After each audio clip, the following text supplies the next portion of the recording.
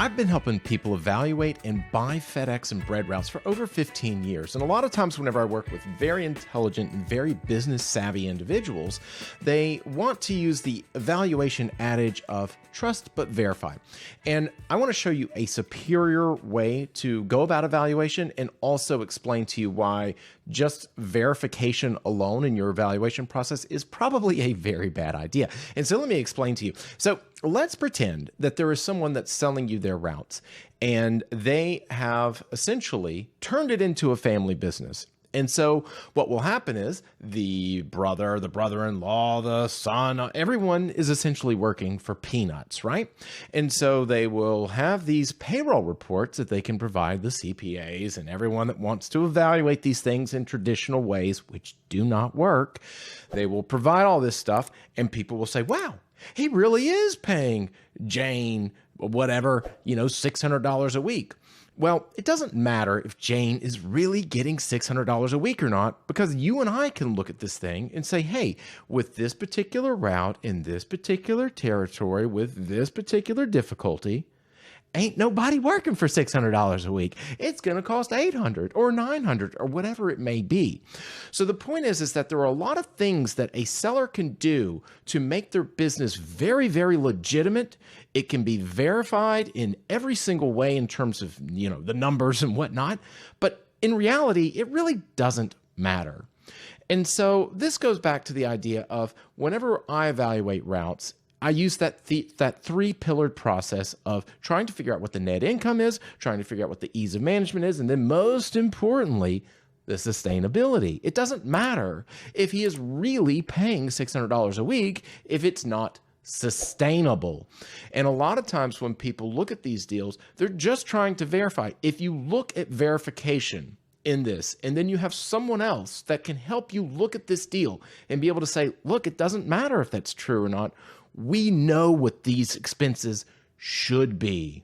We know what this is going to actually be like in terms of ease of management, in terms of sustainability. That's superior than trying to figure out what the seller is actually doing. Because a lot of times, this is not a scammy industry where everyone is lying to you left and right and you're going to get screwed no matter what you do. It's not like that at all. It's really not. A lot of times, the problem that I run into whenever I'm helping other people look at these businesses and evaluate them is not that the seller is lying. It's not that the broker is some nefarious, evil person. It's that the broker is just the messenger and the seller is telling the truth. And it builds up this tremendous amount of goodwill. It builds up all of this trust. And I've got to look at it and say, hey, listen, I know this guy is actually telling you the truth. I know you like that phone call that you had with him and you got a good feeling with it. That's great. And it really is. You have to have a reasonably honest seller no matter what, period. However, we don't want to just verify. Because if you just verify, you're going to look at a lot of stuff. Let's say, for example, a very quick, easy example, and I can keep on going with a million examples, by the way. Let's say he says, I spent $1,000 last year on my maintenance. Well, you can look at the maintenance reports and look at the invoices from the mechanics and so on and so forth. And someone else that's using the verification method of evaluation, which is not as good as actually knowing the expenses, what they should be, what are sustainable. Again, if they look at that and they say, wow, he really did spend $1,000, you and I can look at it and say, who cares? Because this guy's either the luckiest guy in the world or $1,000 a year to maintain a fleet is ridiculous. Even if it's true, even if it could be verified, it doesn't matter. You've got to be able to know these industry stats. Now, here's where people get tripped up. They say, well, I just need to know what percentage of gross sales, AKA the gross revenue of the FedEx business or whatever, I just need to know what that percentage is to know what to maintain that fleet. That doesn't work. And you can imagine why it wouldn't work, because 10 vehicles that deliver in downtown Tampa and deliver or drive 15 miles a day round trip is completely different than one that goes into West Virginia that does 200 miles round trip, which is also completely different than the one in Southern California that may do 200 miles a day. It's all very different. And then even if you say, well, I know what the miles are, then I just figure out the percentage, it still doesn't work because route engineers pay differently for different types of routes and different types of territories and things like that. So there are no shortcuts.